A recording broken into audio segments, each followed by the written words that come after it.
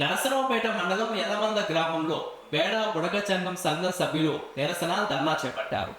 ముఖ్యమంత్రి చంద్రబాబు ఎన్నికల సమయంలో బేడ బుడగ వర్గానికి ఇచ్చిన హామీలను వెంటనే అమలు చేయాలని డిమాండ్ చేశారు. అలాగే బేడ బుడగ కులానికి సంబంధించిన ఎస్సీ పత్రాలను తక్షణమే మంజూరు చేసి ప్రభుత్వ పరంగా న్యాయం చేయాలని కోరారు.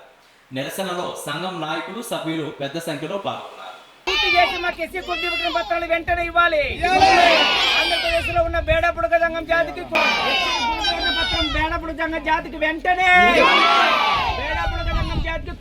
ఆంధ్రప్రదేశ్ బేడ బుడగ సంఘం ఐక్య వేదిక జేఎస్సీ నుంచి వ్యవస్థాపకులైన కడమంచి శ్రీనివాసుని మాట్లాడుతున్నాను సార్. మాది పల్నాడు జిల్లా నర్సరావుపేట మండలం యలమంద గ్రామం.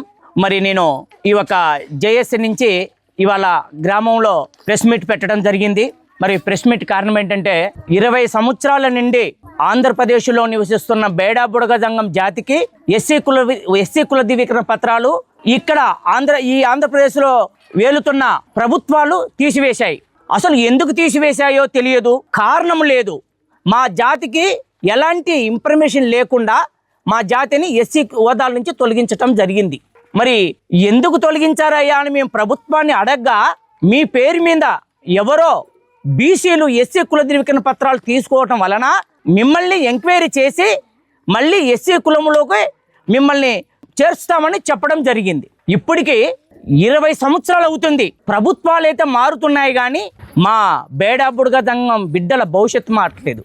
కనుక నేను ఈ ఒక సంఘం నుంచి వచ్చిన ముఖ్యమంత్రులు, ప్రభుత్వాలు మారుతున్నా కూడా వచ్చిన ప్రతి ముఖ్యమంత్రుల వర్లకు అందరికీ మేము మా జాతి గురించి వివరించడం జరిగింది. మరి ఆ ముఖ్యమంత్రి నిర్మించిన మంత్రులకు ఇవ్వటం జరిగింది, ఆ ముఖ్యమంత్రి నిర్మించిన ఎమ్మెల్యేలకు ఇవ్వటం జరిగింది, ఆ ప్రభుత్వంలో పనిచేస్తున్న ఆఫీసర్లకు, ప్రతి ఒక్క ఆఫీసర్లకు ఐఏఎస్ ఐపీఎస్లతో సహా మొదలుకుంటే ఎంఆర్ఓ ఆఫీస్తో సహా మొత్తానికి మా ఒక జాతి గురించి వివరంగా మేము చెప్పడం జరిగిందండి.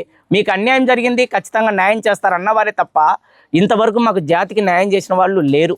20 సంవత్సరాల నుంచి మా జాతికి చదువులు లేవు.